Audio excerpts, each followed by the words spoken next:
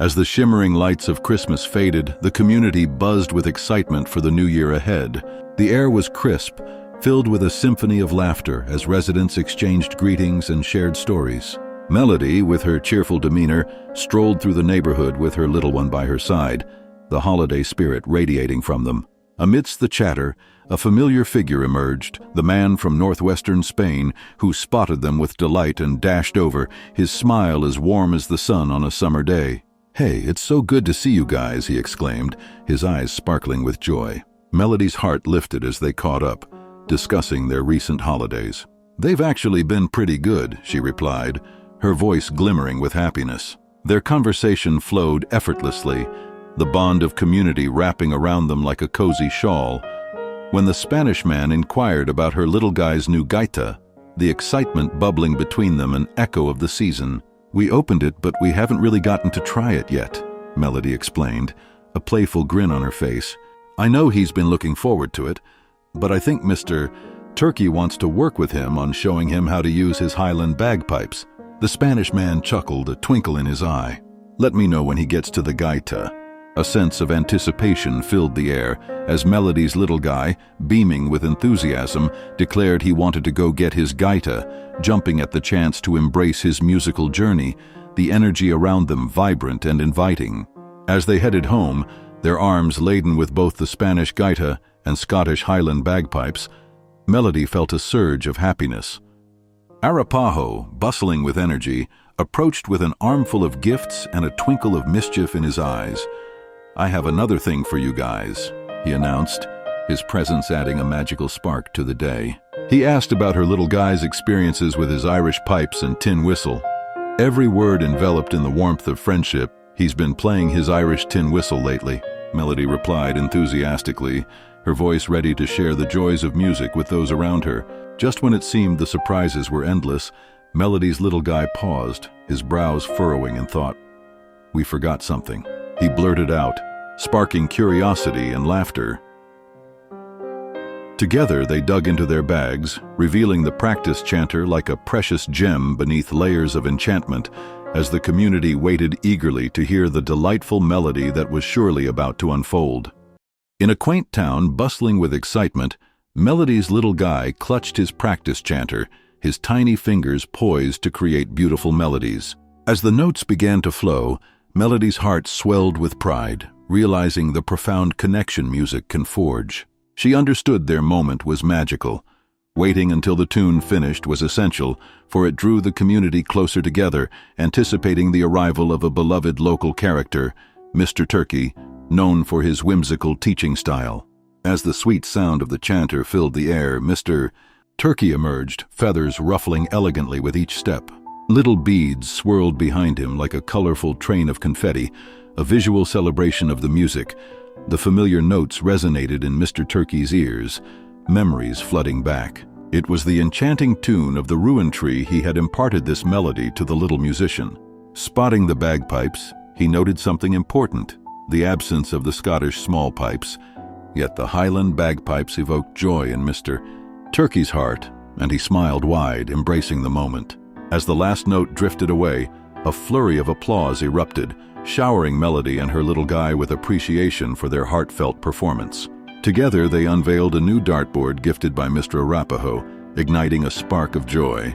Excitement buzzed through the crowd as they learned about the upcoming community dartboard in the town square. Mr. Arapaho's announcement was met with cheers, promising not only darts but a continuation of cherished celebrations. Amidst the applause, Mr. Turkey had a brilliant idea. Contemplating his beads, he envisioned crafting a unique version of the dartboard, soft tip darts adorned with his minuscule beads. Arapaho eagerly supported the concept, recognizing the charm in merging tradition with innovation. A soft tip dartboard magically materialized before them, each bead glinting in the sunlight. As his own dartboard appeared, Mr. Turkey imagined a vibrant community filled with laughter, competition, and fellowship. The blend of music, darts, and community spirit ignited the townsfolk's enthusiasm, creating an unforgettable chapter in their lives, forever intertwined with Melody's sweet melodies and Mr. Turkey's inventive flair. In the heart of the town square, excitement crackled as Mr. Arapaho gathered the community to unveil a new tradition. With a twinkle in his eye, he announced the arrival of the community dartboard. This wasn't going to be an ordinary presentation. It was infused with the essence of Scottish flair, like the cherished ritual of the Burns supper. Mr. Turkey prepared to serenade the crowd with the joyous notes of his small pipes, a sound reminiscent of distant hills echoing with melodies unforgotten, resounding through the crisp air. As the final notes lingered like an ethereal whisper, Mr. Arapaho seized the moment to hang the dartboard, an act steeped in cultural honoring ritual. But this was no simple installation. The air was thick with anticipation as he revealed an electronic dartboard, a contrast to the rustic charm of traditional boards. He explained how this would keep the fun alive even during inclement weather, turning the once outdoor game into an indoor delight whenever the skies turned gray. The innovative technology harkened back to the ingenuity of British soldiers in the Middle Ages, who found creative ways to play, albeit with arrows. Once all was in place, Mr. Arapaho took a step back, adjusting the dartboard, ensuring everything was aligned just so. A hush fell over the gathering as he took his first throw, a bullseye. Cheers erupted, mingling with the melodies still lingering in the air. Finding success on his very first try felt nearly magical, though a smile crossed his face. It wasn't mere luck. It was a portent of the fun that lay ahead. His next throw targeted the coveted double 20, and with each precision throw, the atmosphere pulsed with joy. The community was bubbling with enthusiasm, each cheer a testament to the spirit they shared. Now came the moment of truth for the electronic board. After selecting a 301 game for his solo trial, Mr. Arapaho launched his dart. The board greeted his throw with the joyous proclamation of bullseye. Once more, a resounding confirmation that the new venture was a success. Elation danced in the eyes around him as everyone anticipated their turn in this grand journey of darts. The pulse of the town square transformed into a dynamic setting, united by tradition and laughter, supported by modern technology, forging an adventure that promised countless joyful moments ahead.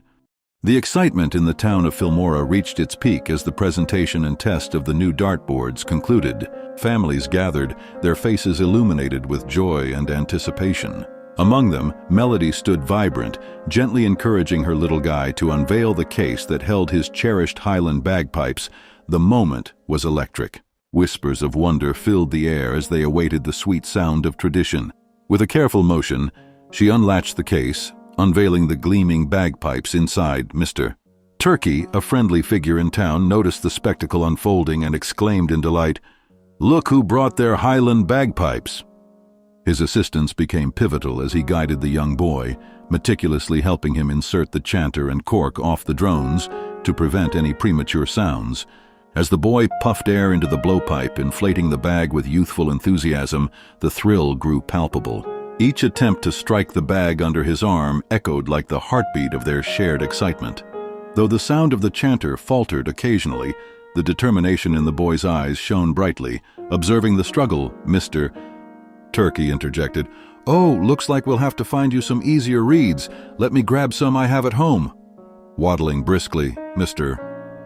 Turkey retreated to fetch a stash of reeds he had preserved for just the right moment. His return was met with eager anticipation as he smiled warmly. "Let's go ahead and test out these reeds, little buddy." With deft fingers, he disconnected the chanter, examining each reed with care, each discovery reminiscent of a seasoned artist appreciating his craft. "This one is tough, but it's similar to what I use with my Scottish small pipes," he remarked, an air of confidence about him. Replacing the original reed with one of his own, he motioned for the boy to give it another go. The boy's breath once again filled the bag as he struck the chanter, each note soaring through the crowd like a welcome breeze. The notes lingered longer this time, filling the atmosphere with rich melodies. Mr. Turkey's smile widened. They had struck gold with their first attempt. "One try and this reed hits the bullseye," he chuckled, his enthusiasm infectious. As the boy continued to play, the sound of an angry bird's voice pierced through the joy. Mr. Turkey, ever the attentive mentor, responded calmly, "I'm going to uncork your drones." He meticulously adjusted each tone, ensuring the bagpipes aligned to create the majestic sound they sought. "This will not be like traditional setups. It's about cultivating good habits," he guided, moving with assurance. The chilling echoes soon transformed into harmonious resonance, embodying the essence of their triumph and the community spirit invigorated by music. In the cheerful heart of childhood, a moment of pure joy unfolded as Melody's little guy finished testing out his new Highland bagpipes, sending a captivating tune of the rowan tree into the air. The melody danced around the gathering, and as it crescendoed, spontaneous applause erupted, a chorus of happiness echoing across the park. Melody rushed over, her heart swelling with pride, as Mr. Turkey gently cradled the bagpipes, his eyes sparkling with delight at the music that filled the atmosphere. Swiftly, Melody swooped her little guy up into an embrace, spinning him joyfully. "You just got those bagpipes for Christmas," she exclaimed, her voice a mix of thrill and cheer. The moment was blissful, a fleeting slice of childhood wonder, yet, like a dark cloud breaking the sunny skies, a voice pierced through the jubilance. It was the formidable Miss Trunchbull, her scream reverberating like thunder, announcing her ire to all those present, "I have had enough." She thundered, her presence silencing the laughter enveloping the park. "There will be clear rules in this city." With that, her finger pointed accusatorily at Mr. Arapaho, directing her rage, but Mr. Arapaho stood his ground, undeterred, telling the little buddy beside him, "I need you and your bagpipes." While the tension swirled, Melody hurried off to Mr. Turkey, the thrill of rebellion sparkling in her eyes. In a twist of fate, as the playful trio closed in on Miss Trunchbull, Mr. Turkey launched into a spectacular trick, swooping Melody's little guy on one of his wings. With a wave of the chanter, Melody's little guy unleashed a flurry of sound that overwhelmed Miss Trunchbull, causing her to faint in a comical spectacle. Laughter erupted as Mr. Arapaho could not contain his glee at the unfolding chaos, adding a light-hearted touch to the absurdity. However, the cruel hand of authority was quick to return. Once Miss Trunchbull regained her senses, fury ignited anew as she threatened, "You're going in the chokey." Just then, as if summoned by the comic clash, the sky transformed with a bright white cloud, releasing tiny, gentle, minuscule beads, a delightful phenomenon beloved by all. Mr. Turkey made a proclamation amidst the bead storm, urging everyone to cork their pipes. "Let's protect the music while we enjoy this friendly storm." As laughter and bead showers mingled, Miss Trunchbull hastily scribbled rules in the air, dismissing the happiness around her with calls against darts, bagpipes, and the very storm that brought so much joy. But within the community, the spirit of playfulness continued to uplift, weaving magic into the air, for no rule could stifle the essence of fun. As the sun beamed down, joy radiated from the townspeople gathered in the square. Laughter and chatter filled the air, weaving a vibrant tapestry of community spirit. However, the cheerful atmosphere abruptly shifted when Miss Trunchbull, stern and unyielding, stepped into the fray to impose her harsh rules. No laughter, no darts, no community events, no bagpipes, no embracements, she declared, her fingers stabbing the air like a spear aimed at Melody and her little guy, whose innocent smiles abruptly vanished into confusion. With her voice echoing through the square, the breath of collective disbelief swept over the crowd as she continued to punish the very essence of their camaraderie. "This applies to you too, Dr. Menace," she barked, oblivious to the dismay she sowed in the hearts of those she targeted. Tension thickened like fog, and just then, a brave voice broke through the suffocating air. Miss Choctaw lunged forward, her fury illuminating the space as she confronted Miss Trunchbull, questioning her authority with righteous indignation. The thunderous clash of wills drew the attention of the onlookers, their eyes wide with anticipation. The confrontation escalated as Miss Trunchbull absolutely refused to relent. She tightened her grip on the rules, introducing a ludicrous new decree. No more bagpipes tuned to the key of C. The man from northwestern Spain, however, wasn't going to back down. With a fiery passion, he stepped forth, exclaiming, "Excuse me, disculpe." But Miss Trunchbull waved him off, her ignorance adding fuel to the fire of his determination. Encouraged by Mr. Arapaho, the Spanish man took his stance, aiming not just for the chanter, but the bass drone, thrusting it toward her face. The moment the deep C note reverberated through the air, Miss Trunchbull leaped in shock, her authority tumbling like a fragile statue overthrown. Yet, she was not defeated. She attempted to regain control with an angry decree, but the gaita drowned her out, washing her demands away like leaves in a storm. The lively chanter chimed in, its notes soaring high, mocking her futile commands. In desperation, she flailed, resorting to her can of Kotensky film in a wild attempt to quiet the ruckus. But the Spanish bagpipe's resonant bass drone stood defiantly in its way. In a moment of pure rebellion, Mr. Arapaho lifted her like an unruly child, leading her away from the square amidst cheers of freedom. The town burst with life again, the air filled with gaita, celebrating their victory together. In the heart of Filmora, a sense of joy enveloped the community as they celebrated a pivotal moment. A collective sigh of relief echoed through the crowd, for Miss Trunchbull was no more. The sight of smiling faces and bright eyes painted a picture of newfound freedom, where laughter replaced the tension that once lingered in the air. Approaching Mr. Arapaho, a Spanish man renowned for his skills, a beaming face reflected the shared relief. The Spanish man, intrigued, remarked, "You look happy, Mr." Arapaho nodded, his heart swelling with hope as he explained the community's newfound liberation from Miss Trunchbull's grip. Mr. Arapaho's request hung in the air, a resonating plea that sparked a sense of camaraderie. "I would like you to stand guard with your gaita," he proposed, laughter mingling with determination. "That way, if Miss Trunchbull shows up again, you can scare her off." A playful spirit ignited within the Spanish man as he readily agreed, preparing his bagpipe with meticulous care, the tuning of its notes, creating a harmonious blend between the deep drone and bright chanter, symbolized not just a performance, but a commitment to safeguarding their community. As laughter erupted in chants of "Miss Trunchbull is no more," a new face emerged, breaking the spell of nostalgia. A British man, eager and bright-eyed, approached Mr. Arapaho, expressing his admiration for the community leader. Their exchange flowed effortlessly like a gentle stream, a shared excitement bridging the cultural gap between them. "I've heard great things about you," the British man enthused, eyes sparkling at the charm of Filmora. As the dialogue unfolded, Mr. Arapaho shared the rich history behind his name, seamlessly weaving in the legacy of the Arapaho tribe and the vibrant tapestry of other tribes, Cherokee, Choctaw, Navajo, and more, creating a sense of identity that resonated with echoes of belonging. Curiosity danced in the air as the British man inquired about the community nurse from the Choctaw tribe, his intrigue sparking a deeper connection. Just then, an unexpected sensation tickled the air, reminiscent of a sandstorm, prompting the newcomer to question, "Do y'all get sandstorms here?" Mr. Arapaho chuckled, explaining the special relationship they shared with their whimsical turkey friend, a teacher whose adventures added layers to Filmora's diverse narratives.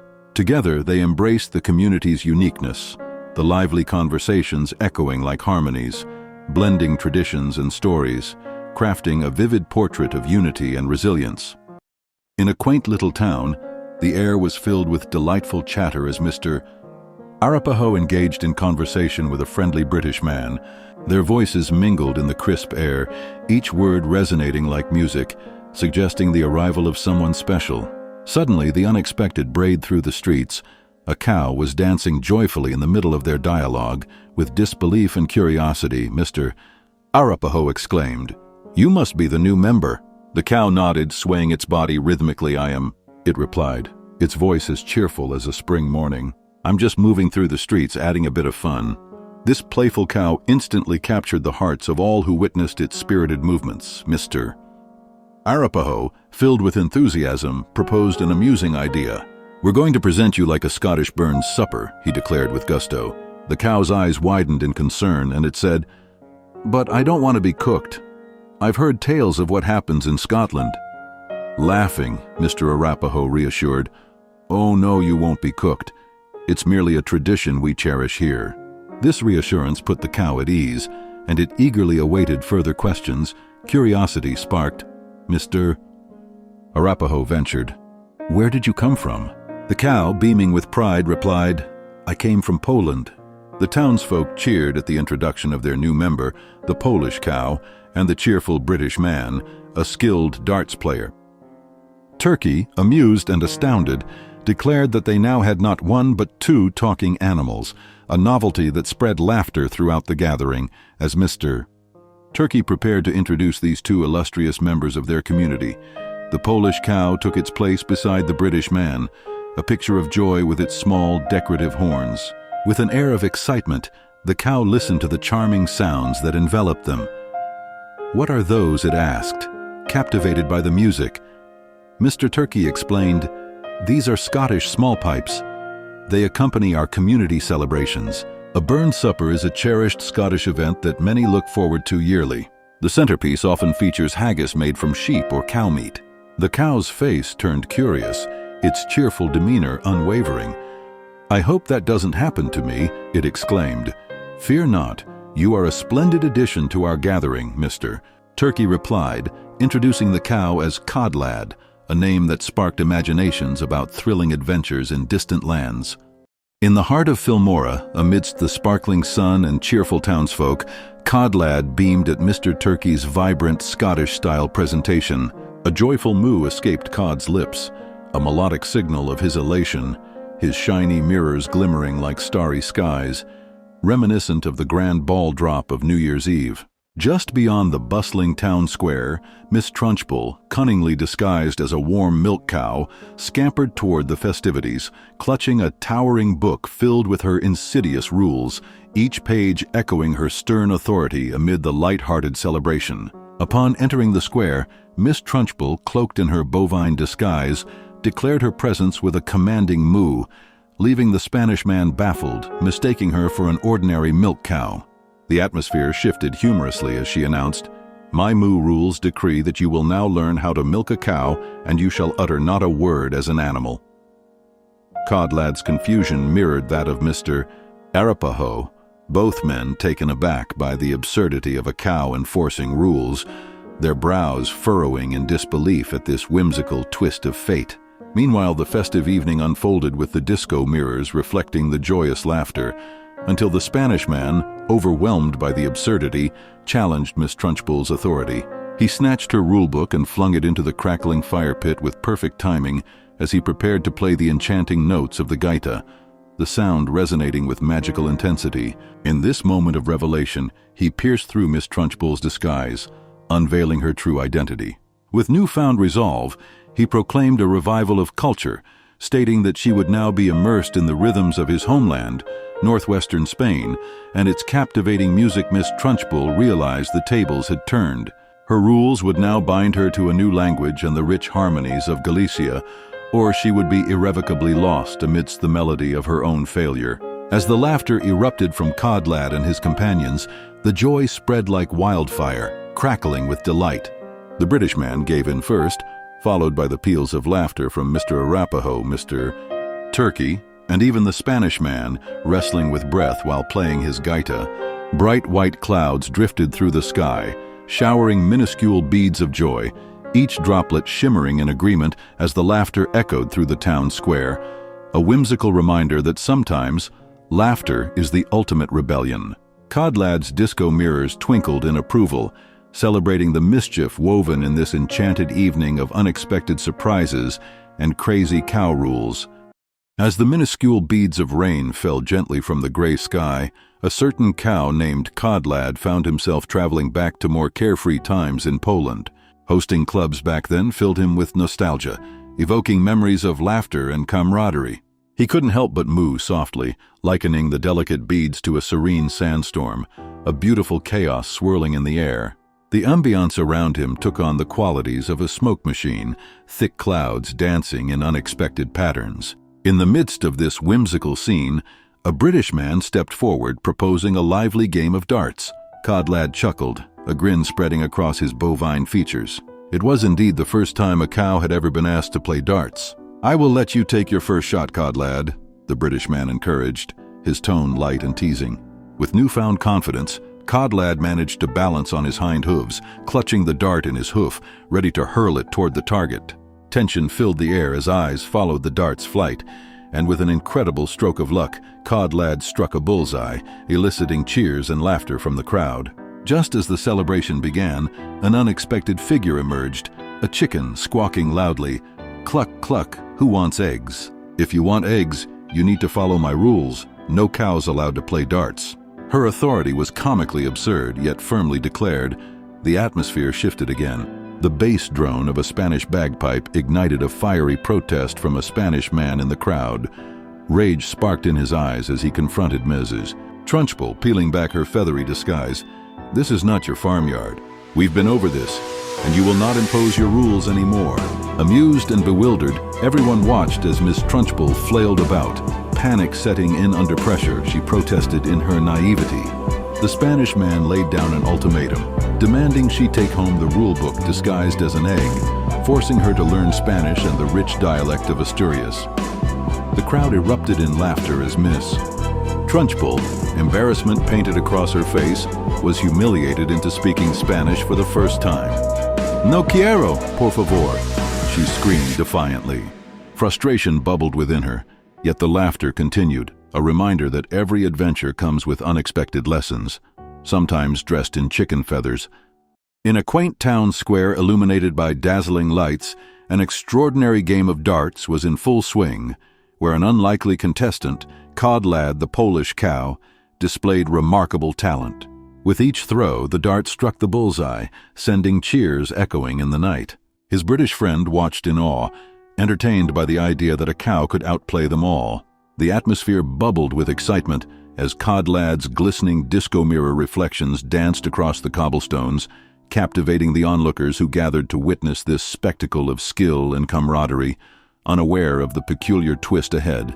As the crowd grew, a mysterious figure silently approached, draped in a ridiculous pig disguise, causing ripples of laughter. Oinks filled the air, creating a strange melody that intermingled with the dart throws. Was this a mere prank or a clever disguise to dodge conversation in Spanish? The air thickened with curiosity, prompting Mr. Arapaho to suggest unmasking the pig. Codlad, ever focused on his game, couldn't shake the odd oink-oink echoing in his ears. Despite his bovine nature, he tried to mimic the sound, achieving only a bemused moo, which only added to the mirthful ambiance of the square. Suddenly, the disguised pig opened her mouth, breaking the silence with, "No por favor, yo quiero crunch'em whole," turning the crowd's focus back to her. Confusion swirled as the Spanish man recognized the multilingual pig's secret, the recognition igniting a spark of determination in him. With a flick of his wrist, he summoned a vibrant tune reminiscent of his homeland, while Mr. Arapaho deftly translated the nonsensical oinks into comprehensible English, revealing the rules. No bullseyes allowed in darts, no cows as disco balls, no spinning cows.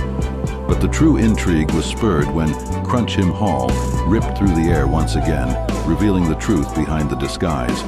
Codlad and the others realized that Miss Trunchbull had cleverly disguised herself, trying to escape her reputation, yet revealing her true identity within chaos. The game had shifted from darts to an enchanting rabbit hole of language and revelation, finalizing with a spirited squeal that showcased the true essence of fun and friendship, proving once more that in a tight-knit community, surprises are just around the corner. As the game of darts continued, the atmosphere buzzed with excitement. Codlad, the enthusiastic Polish cow, was on a roll, scoring bullseyes with seemingly effortless grace. His colorful personality radiated through every throw, especially when he achieved a double 20. It left everyone wondering, was it sheer luck, or did he intentionally miss the bullseye? The joy painted across his face suggested he didn't mind either way. Double 20s were still a testament to his skill. Amidst the lively darts competition, a toddler twirled around, reflecting the disco lights with sparkling mirrors adorning his outfit. The playful energy in the room intensified until a series of donkey-like sounds disrupted the rhythm of the game. The air reverberated with the comical hee-haw cries, punctuated by an exclamation from a Spanish man who had reached his limit.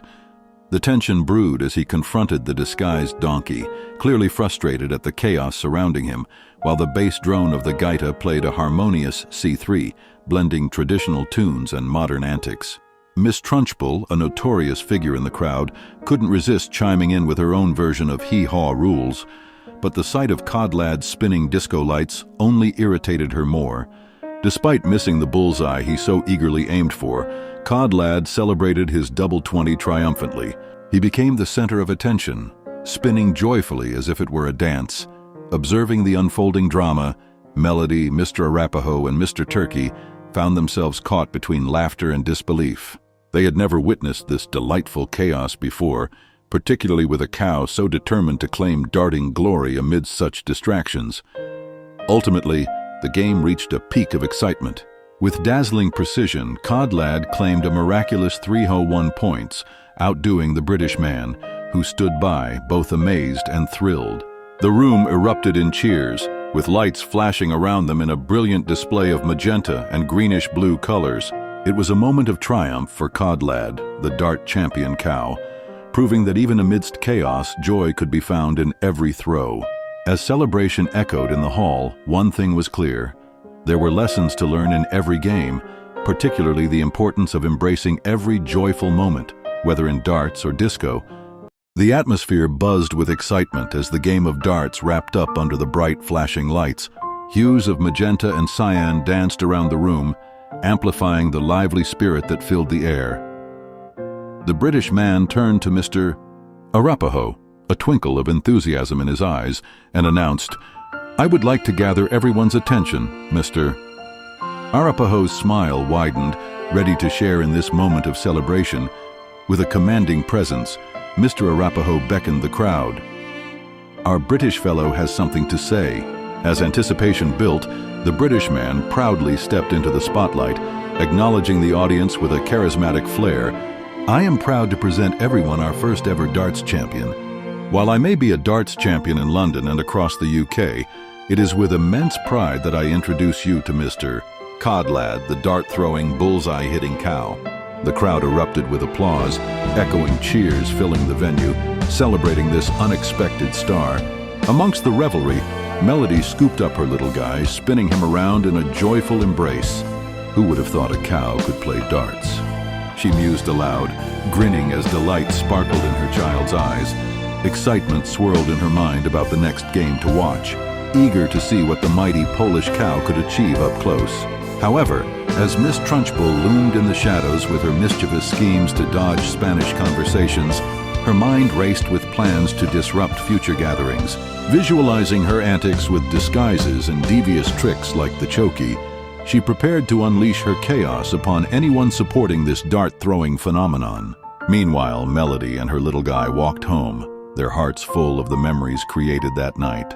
As every night, Melody whispered soothingly into her boy's ear, eliciting soft giggles until he surrendered to sleep. In dreams, he imagined scoring the same bullseyes as the charismatic cow outside Mr. Cod Lad found comfort in the quiet of a field, serenaded by the chorus of frogs and insects, a beautiful welcome to his new city. Underneath the warm night sky, filled with hopes and dreams born from an extraordinary day of antics, he cherished this moment and awaited the adventures that lay ahead. As the world settled into the gentle embrace of night, the air was thick with anticipation. Cod Lad savored the sensation of minuscule beads, each one reminiscent of thoughts unspoken and dreams yet to unfold. In this new place, the shadows whispered promises of adventures yet to come. Would it resemble the old home he cherished back in Poland? Perhaps it would echo a disco stall nestled within the warmth of a barn, vibrant and alive. With each bead slipping through his fingers, he pondered the mysteries of this unfolding journey. While Cod Lad contemplated his dreams, Miss Trunchbull plotted with steely determination. Her ambitious vision of constructing a quantum hall school was not just a whimsical idea. It was a powerful blueprint that envisioned a world where everything was executed in Spanish. Each rule, every lesson, crafted in a language that danced through the halls, reminiscent of her cinematic escapades in Matilda.